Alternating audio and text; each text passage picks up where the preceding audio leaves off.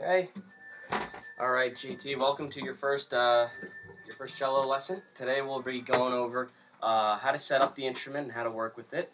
Before we get to that, and then we'll be also working on our D major scale, 2 octaves. Okay. All right. So as I'm sure you know with other string instruments, because you play the viola, you have the anatomy of the instrument, right? You got the body, the ribs, bridge, tail piece. Down here, fine tuners, pegs, the neck, and just like the viola, the strings are C, G, D, A. It's in the same way, right? Okay. So the first thing about the cello that you want to be concerned with is at the bottom we have the end pin, right? So you're gonna want to go to the bottom of your cello and loosen the end pin part right there, right? And we're going to want to adjust it, so bring it out a little bit. You're going to have to guesstimate and kind of work with it.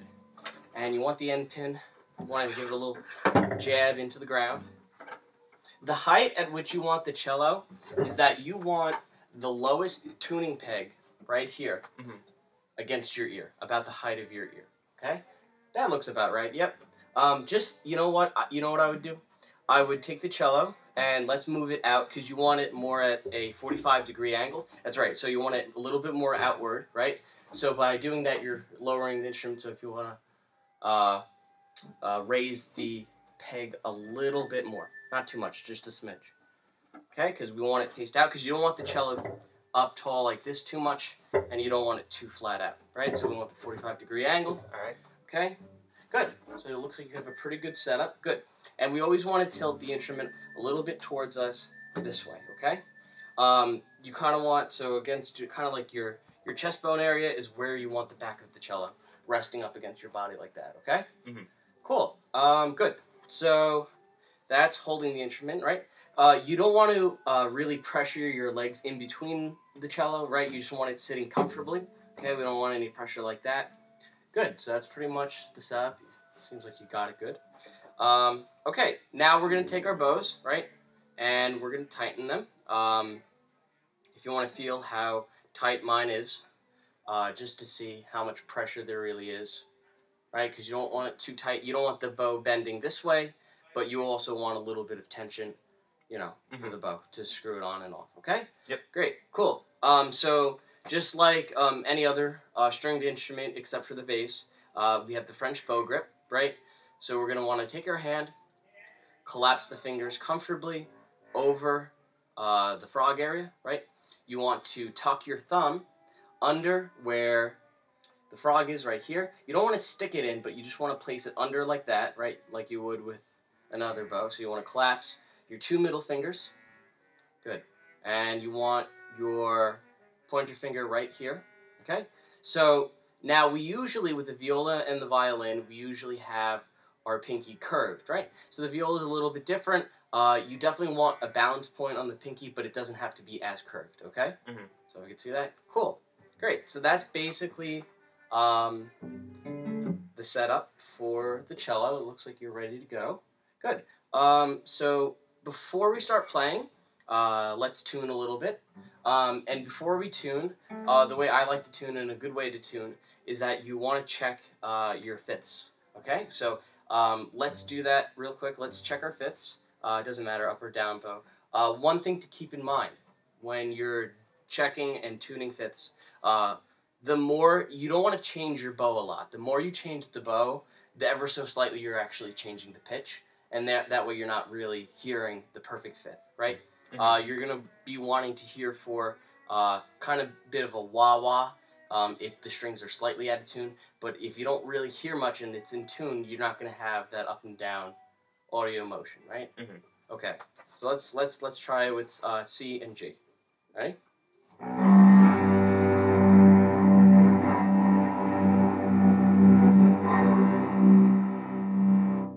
Okay, so it sounds pretty good. So let me just check your C.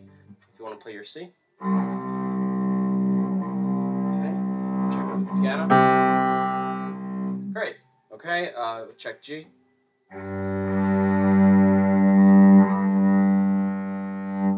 Okay, just a tad sharp.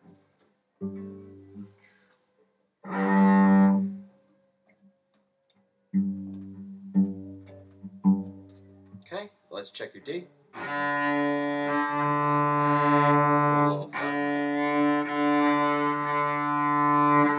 Good, and A.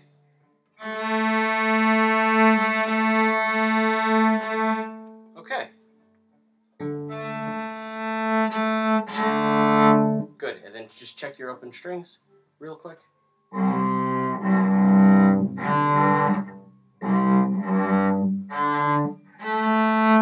Good, and just check with the double stops. Let's do it together.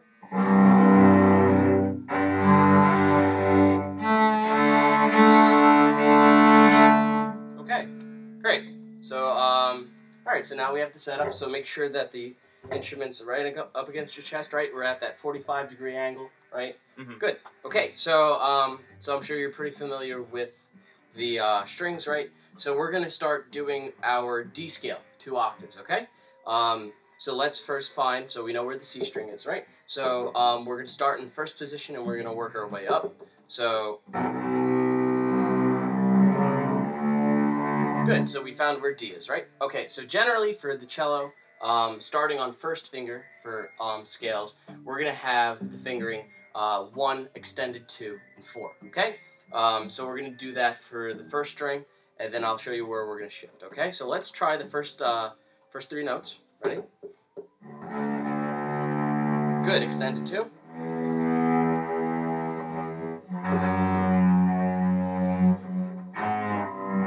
Oops, sorry.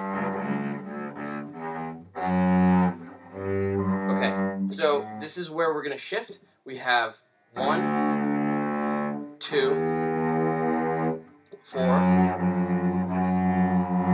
Good, and we're gonna shift up. Good, we're gonna do the same pattern again. So 1, 2, extended 2, 4. So now we're gonna cross over, okay? And sorry, I didn't explain that before. So we're gonna cross over to the G string here, and every time we move up on the fingerboard and we're moving across the strings, you're actually gonna kind of like move back in a position, okay? So the first half is, let me just show you real quick.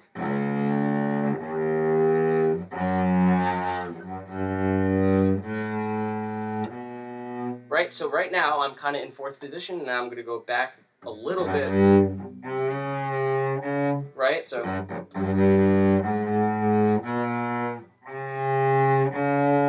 Okay, so let's just try the end part of that octave. So we're already in our position, right? And we're going to do the 4, 1, 2, 4, right?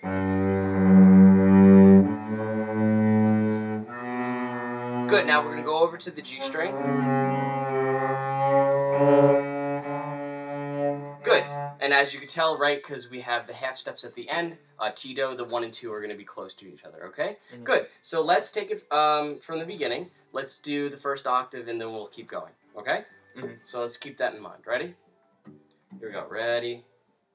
Okay, half notes. 1, 2, 3, 4.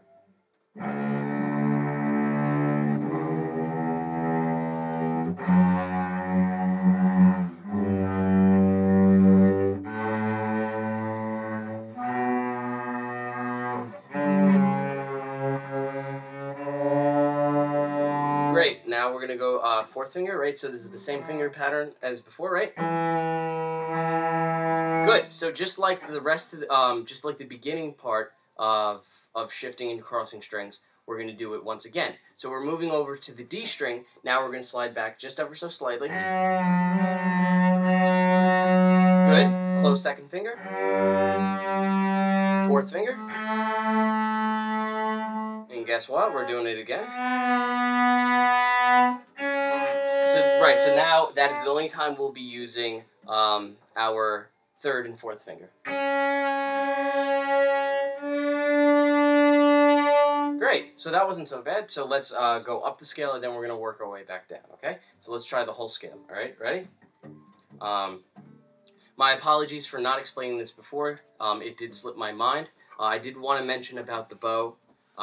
Typically, if you're a violinist or violist, you have your bow tilted towards the bridge, right? Because as to create more weight on there. For the cello, we kind of want the the bow away from the bridge, okay? See how that kind of creates the weight on the instrument, right?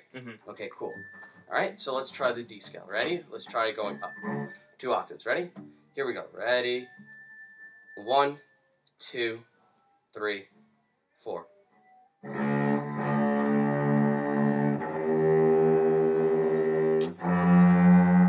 Good. Stretch.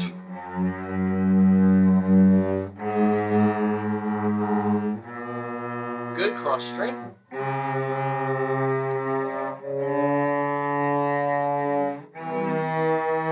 Cross.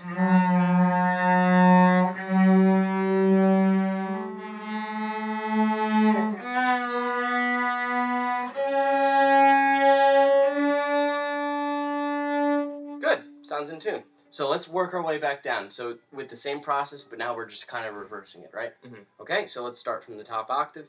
1, 2, 3, 4.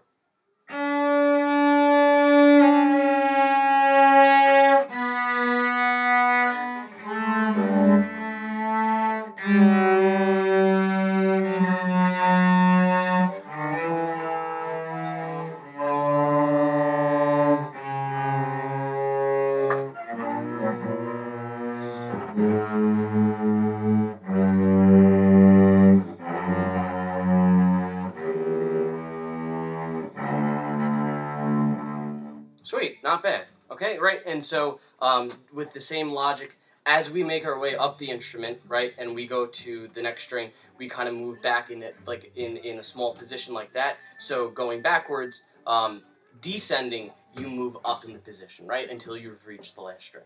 Okay, cool. So just a quick review of everything right now. Body of the instrument, you know, you have the body and whatnot and the ribs. Great. Fingerboard, bridge, tailpiece, neck, pegs, right? Important thing about the peg and the height, right? You always want the pin to come out, you unscrew it, and you want the C peg to be next to your ear, right? So that's going to be an appropriate height. You want the cello at a 45-degree angle, tilted a little bit this way, comfortably between your 2 legs. Have your legs nice and straight out, right? So no crossed feet. Sorry, I didn't address that before, right? Okay, good. So French bow grip, right? Comfortably have the thumb tucked under here. The 2 middle fingers are draped over. A little bit of balance with the pinky. The bow is away from, away from the bridge because we want that weight. Good. And then, because we have a very more open hand frame than we do with violin and viola. Good, so that's all set up with that as I'm dropping my cello. Right, cool. So we know the strings C, G, D, and A. It's great. It's best to tune in fifths, you know, to check your intonation. Let's see, what else? And then, yeah, so the D major scale, starting on first finger. So generally, the fingers are, for the major scales, is 1, 2, 4, shift 1, 2, 4, right? Every time you cross a string, you move back in a slight position, and that's where you'll have a close 1, 2, as opposed to extended 1, 2, right? So every time you, right? And then on the last octave, it's 3 and 4, right? Okay, and as we work our way back down, you go back up the positions, right? You know, to work your way back down until you get back to the C string. Okay? Got it. So I think you did a pretty good job today. So I think we'll stop there, and we'll pick up next time. Awesome. All right.